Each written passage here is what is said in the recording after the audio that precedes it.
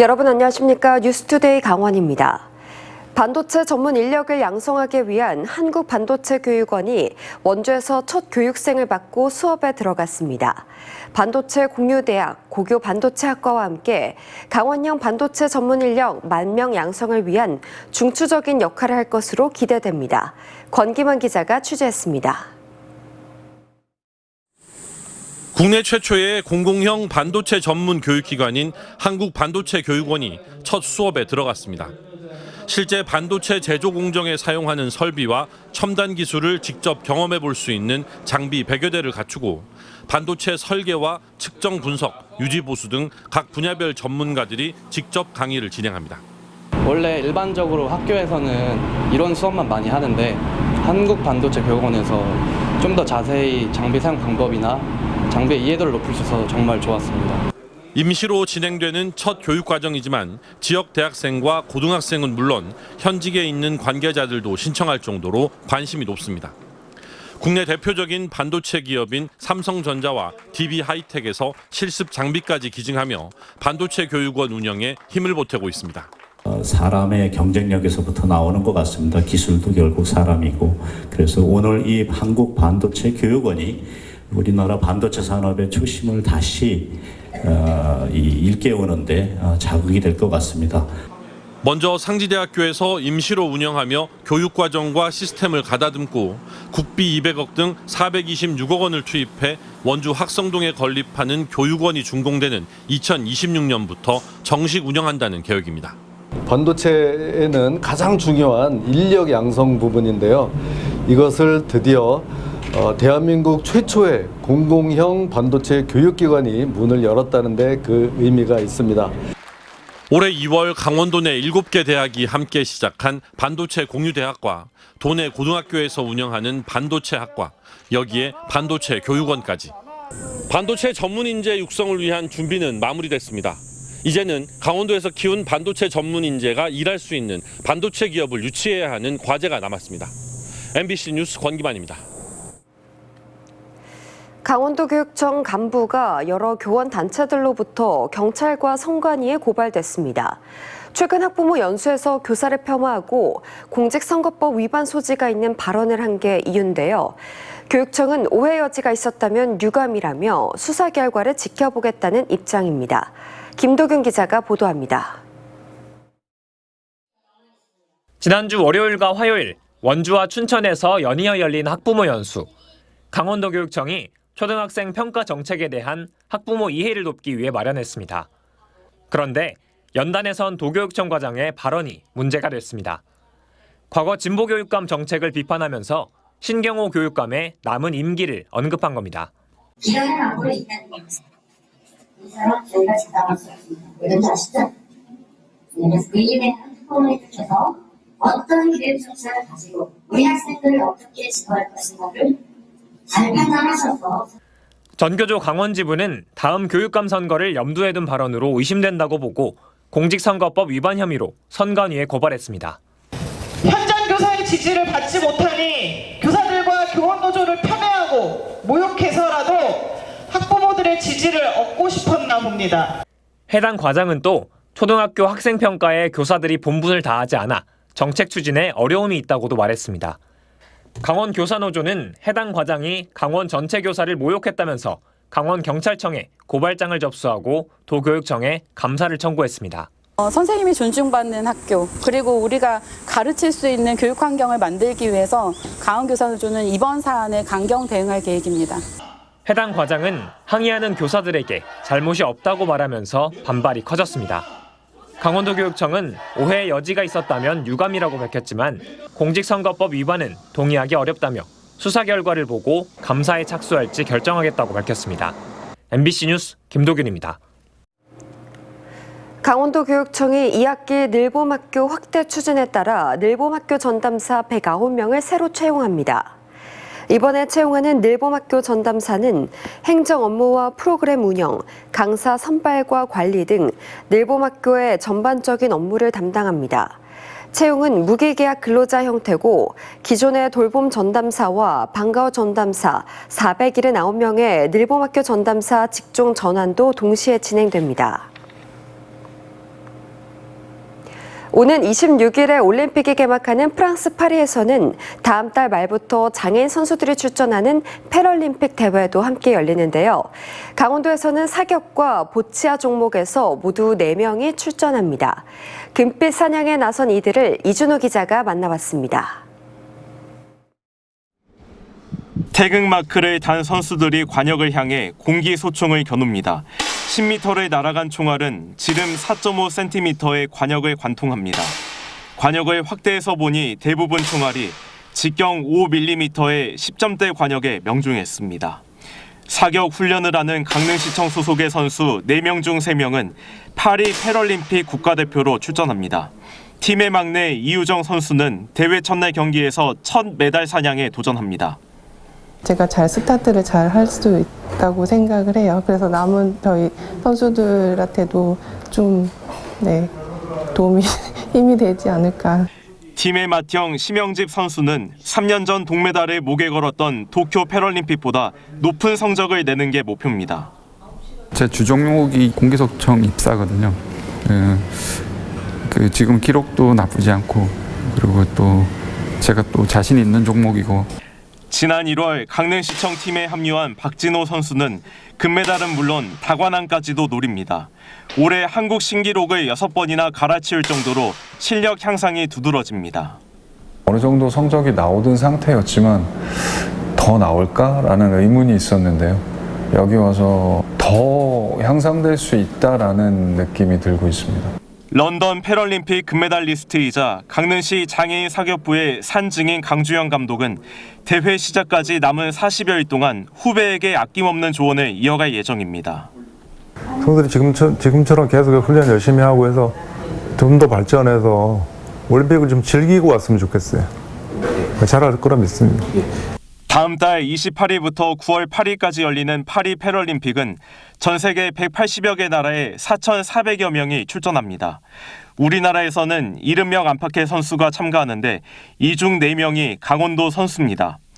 강릉시 장애인 사격부 3명과 함께 보치아 종목에서 강원도 장애인체육회 소속의 정우원 선수가 국가대표로 출전할 예정입니다. MBC 뉴스 이준호입니다. 보건복지부가 발표한 폐지 수집 노인 지방자치단체 전수조사 결과 강원도의 폐지 수집 노인은 420명으로 나타났습니다. 이는 14,800여 명의 전국 폐지 수집 노인의 3% 수준입니다.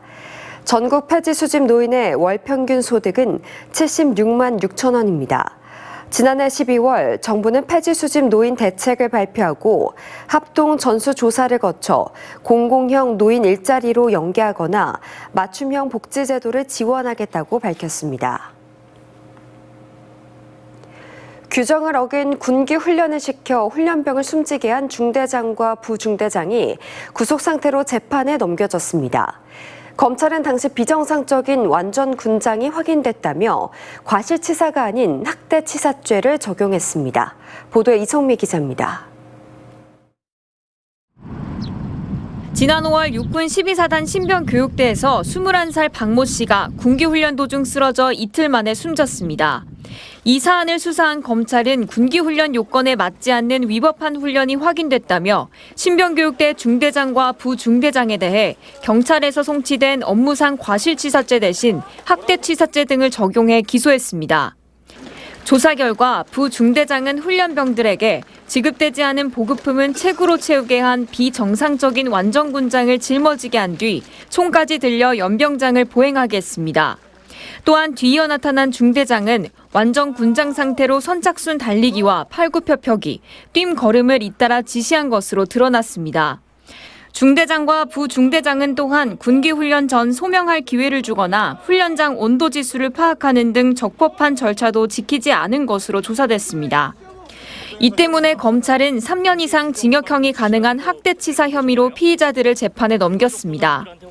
검찰은 피의자들이 단순 과실이 아니라 고의적인 학대로 사망까지 이르게 했다고 보고 더 무거운 혐의를 적용했습니다. 이들에 대한 첫 재판은 다음 달 초 열릴 예정입니다. 국방부는 이번 훈련병 사망 사건의 재발 방지를 위해 훈련병들에게 체력 단련 방식의 군기 훈련은 금지했습니다. MBC 뉴스 이송미입니다.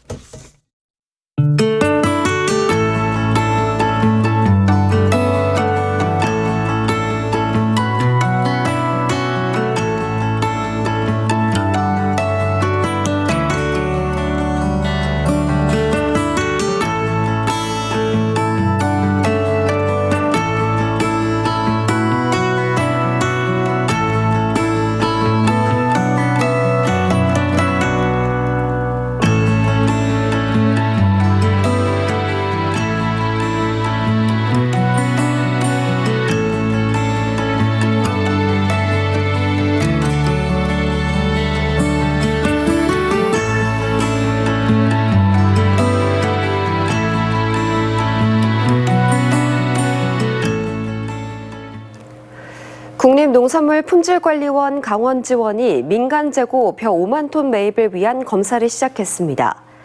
이번 매입 대상은 농협과 민간이 농가에서 매입해 보유하고 있는 2023년에 생산된 벼로 농산물 검사 기준에서 수분 함량이 15% 이하의 1등급 이상 벼입니다. 홍천군에서 검사를 시작해 다음 달 30일까지 도내 12개 시군에서 매입 검사를 마무리할 계획입니다. 강원도가 도지사 직속으로 정책실장직을 신설하고 김용균 강원도 대변인을 임명했습니다. 강원도 정책실장은 주요 현안의 추진 상황을 점검하고 실국 간의 정책 사업을 조정하는 한편 미래산업 기반 조성을 위한 정책 발굴 업무를 맡게 됩니다.